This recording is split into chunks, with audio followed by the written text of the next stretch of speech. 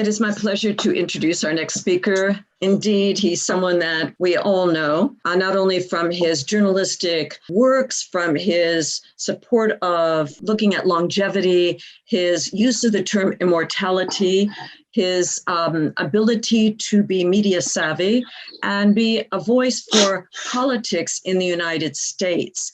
He ran for president at the last election.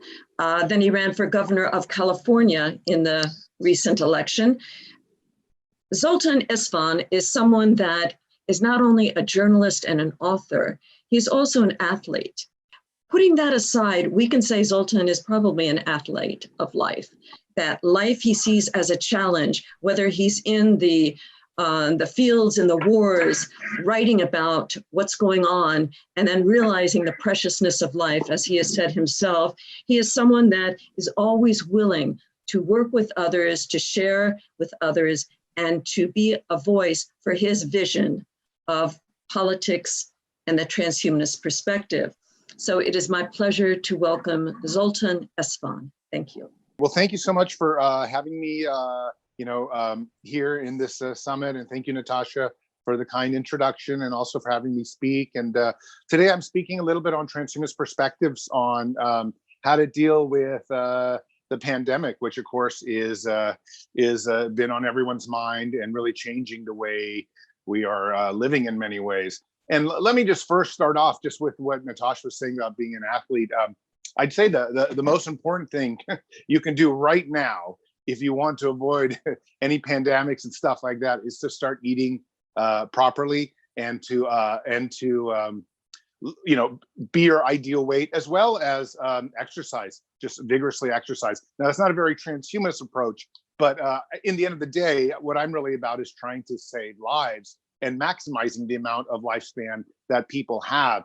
And the simplest thing to do all the time is just to eat right and exercise a lot. And especially, this is especially important during the time of the coronavirus, because as you know from statistics, it's unhealthy people that are being most affected and negatively affected by this. But I have had a radical take on this entire, on the COVID-19 and what's happened with the pandemic. One that has not necessarily been too welcome by some people in our community, but it has still been my perspective all along. And I do want to talk a little bit about it because I think it's very important. I have said from the start, the biggest problem with the coronavirus is really not the fact that, obviously it's horrible that so many people are dying and it's horrible that this illness has come to planet Earth. But what's really horrible to me, more so, is that the amount of funding that is going into the science world outside of dealing with COVID is decreasing rapidly. For example, the Wall Street Journal reported that there are 200,000 science and medical experiments that were either put on hold or postponed or might even disappear entirely as a result of what has happened structurally with our society in the last 4 or 5 months. And you have to realize that those 200,000 worldwide science experiments, they are what push forward longevity. They are what get us towards living, hopefully one day indefinitely. And for those of us like myself who are near age 50 or older, this could be the difference on whether we actually make it or not. And as a result of this type of thinking, I have said all along that I have not approved at least the work lockdowns. I completely approve masks. I completely approve social distancing. I think probably there should be a national mandate for a mask. And I'm sad that our president and that governments haven't gotten together to do that. And while I think everybody should try their best, of course, to keep away from the disease, the idea that we would shut down the economy has so many ramifications for the science world that we're going to look back in 10 years and say, oh my God, we lost at least 5 years, maybe 3 years, but at least 3 years, 5 years likely, maybe even a decade. Who knows how long this goes? Like you can imagine, had we put $1 trillion into the field of longevity 20 years ago, we wouldn't be having this discussion on pandemics because we would have already been probably living indefinitely. Achieving indefinite lifespans, overcoming death, these kinds of ideas, they are a matter of resources. They're always going to be a matter of finances. The more we're going to conquer death, it's a matter of putting enough money into it, getting enough people excited about, enough research going, enough scientists, enough universities. but that always takes resources. And what we're lacking now because of the COVID-19, because shutdowns and because companies are scaling back, and there's not as much venture funding going forward, is this lack of funding. And again, I know there's funding going into developing a vaccine.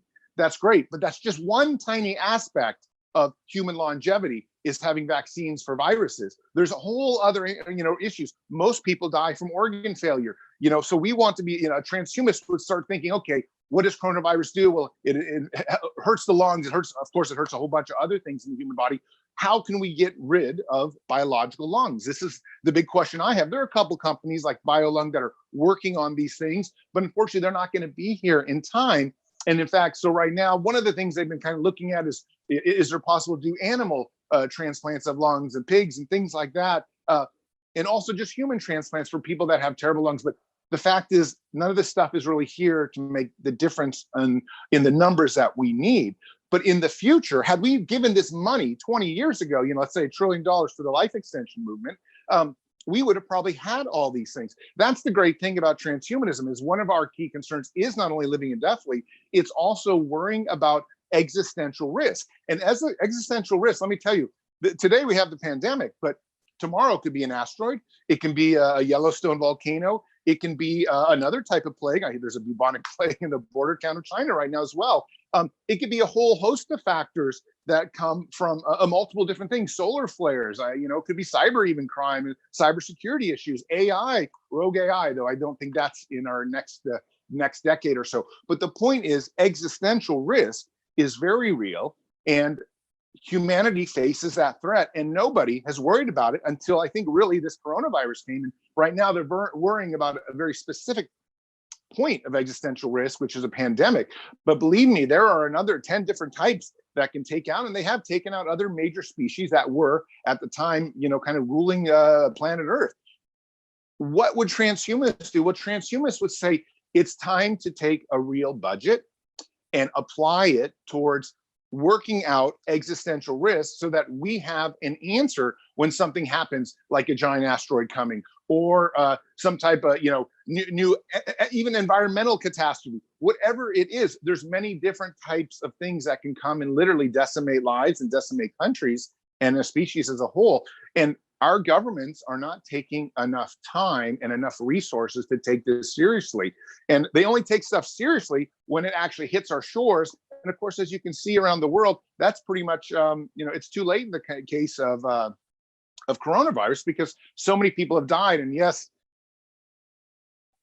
there are also cultural ramifications. America, with its kind of, opposing political viewpoints, is not the best place to try to contain something like this. We're an authoritarian regime, which of course I disagree with, however, is better at containing something like the coronavirus. But the point is, all governments need to worry about existential risk, and they also need to worry about things like space travel so that we actually, humans, have a way off planet Earth. But it's a cohesive and comprehensive kind of vision the transhumanist community has for these kinds of ideas. It's not just, oh, we wait until something terrible happens. It's that we actually deal with this stuff ahead of time. And the big number that I'm looking at right now is that if the resources of the American medical world, like let's say, Harvard University, they say their budget's been cut by about 25, 30%. Well, of course, Harvard and all these other universities, the thousands of them across the world, are also cutting budgets. That means their medical schools, their research centers, everything else is having budgets cut.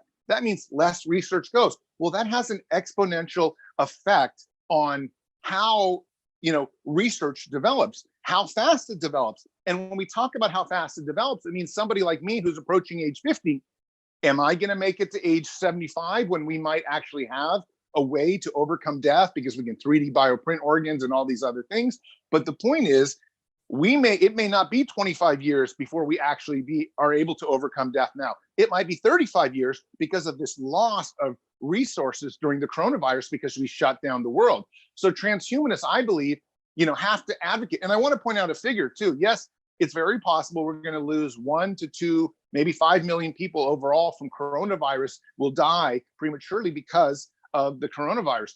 But the amount that will be lost because medical research has been suspended or postponed because let's say even 3 years, when you look at the amount of deaths that will catch up. Let's say if we had figured out how to overcome death by, let's say, age 2035 or 2040, maybe 2045, 3 years there is going to make hundreds of millions of lives, because that's how population growth, and that's how the amount of lives we have that are lost every day. I mean, if you take 150,000 and you times it times 5 years, you're going to get hundreds of millions of lives that could have been saved.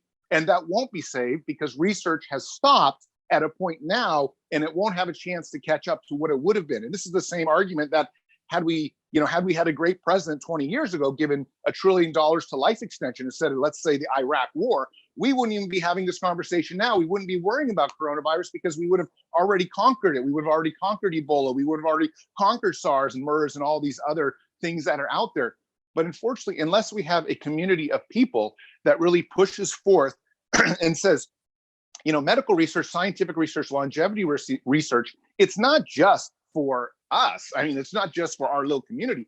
It's for the world. It's the most humanitarian thing that everybody on planet Earth can do to show themselves and to kind of reveal that spending money on research is the greatest humanitarian goal that we can do. And when we cut back on it, we are cutting back on our lives. We're cutting back on our lives. We're cutting back on the future lives that exist. We're cutting back on all the other lives that will have possibilities.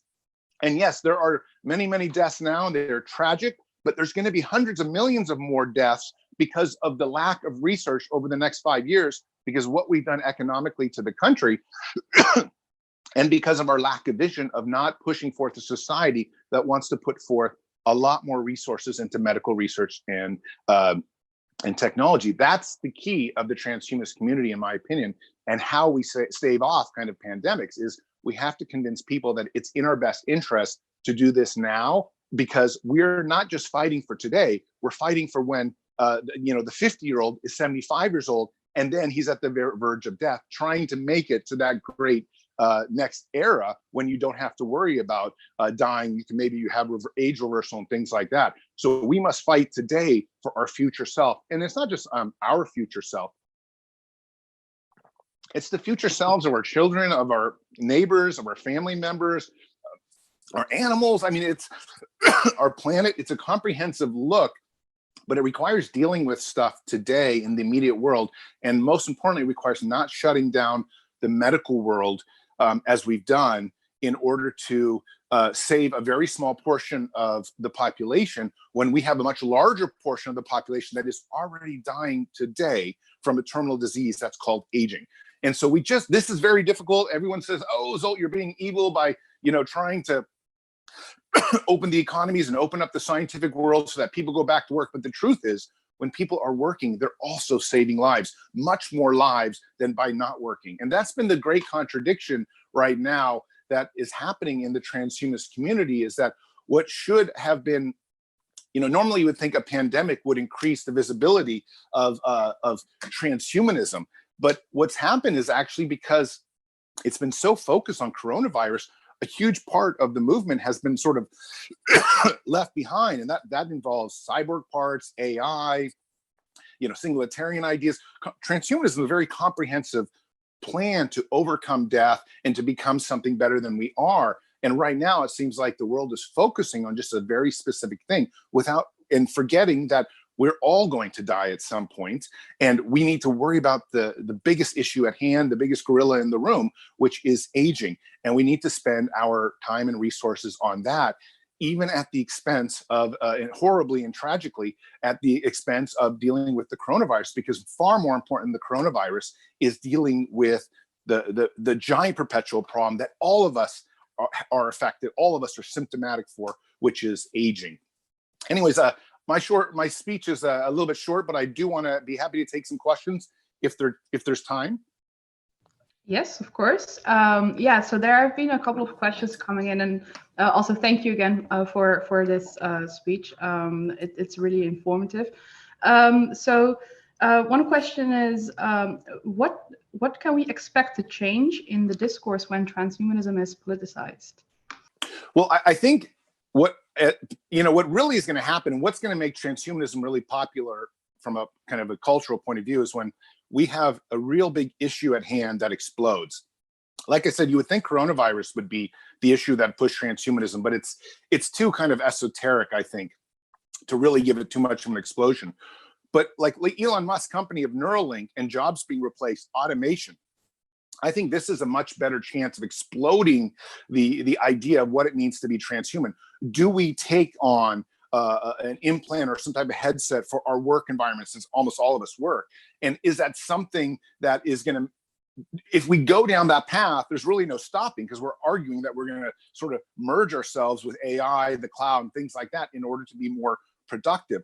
I think something of that will probably be here 3, 4, 5 years, and that might spur the real discussion where you actually get, for example, presidential candidates in the debates and, you know, on nightly news consistently talking about what does it mean to live in a society that is going beyond the human being. But it will probably take some sort of invention that really spreads through the news and really overcomes you know, the culture and says, okay, we're at that tipping point. Do we go one way or do we go the other? And I think that's what politics is about. And if somebody, you know, can grab that and run with it, you know, like almost like Andrew Yang grabbed the universal basic income and ran with it and really exploded the universal basic income concept. I think transhumanism has that opportunity as well to explode in the public's mind.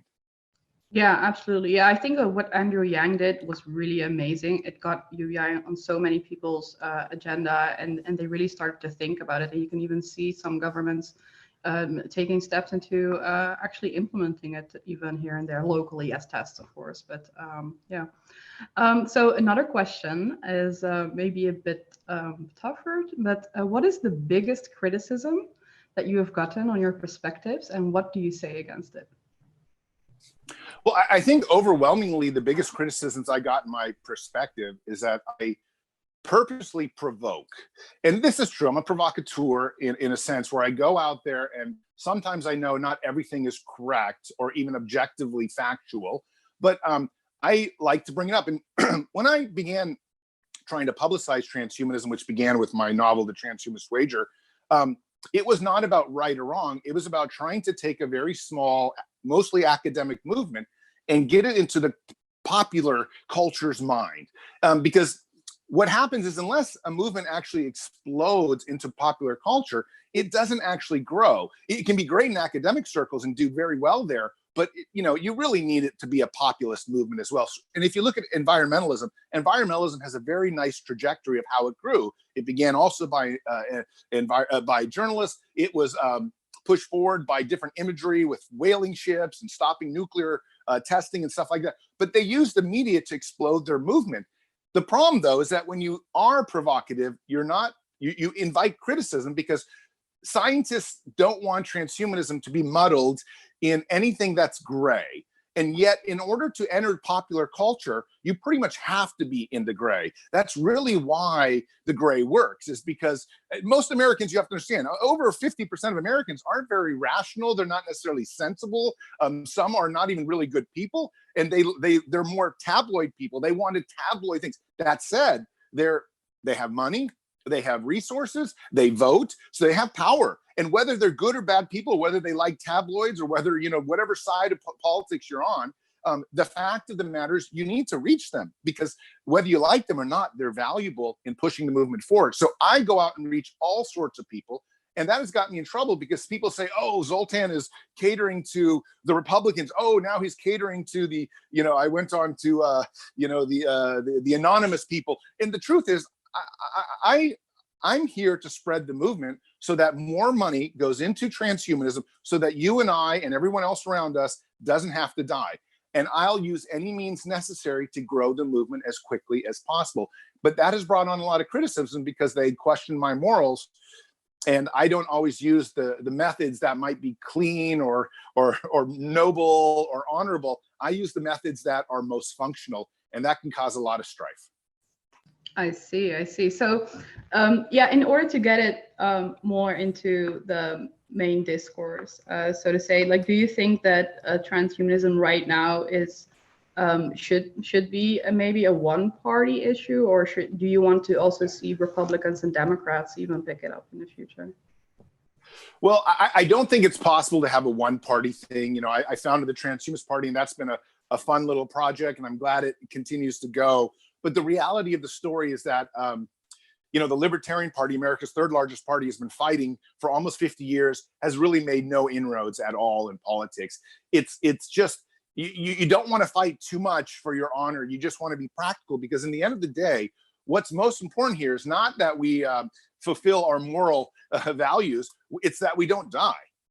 That's for me the highest priority. So if I have to sell my soul not to die, you know, and I'm still at least happy and have some freedom, then I will do that. And I think that's where transhumanists have to say, you know, we're stuck with the two parties.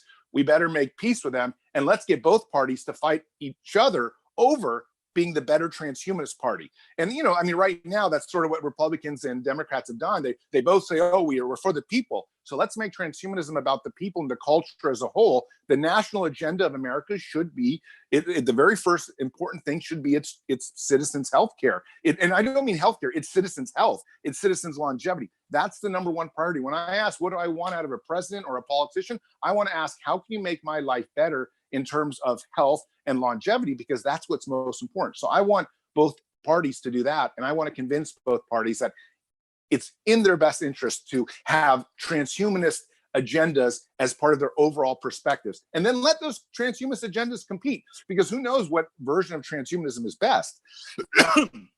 One thing I do know is that factions often can push a movement further. Even the environmental movement is broken apart in millions of pieces, but that's what makes it so powerful. All right, thank you very much.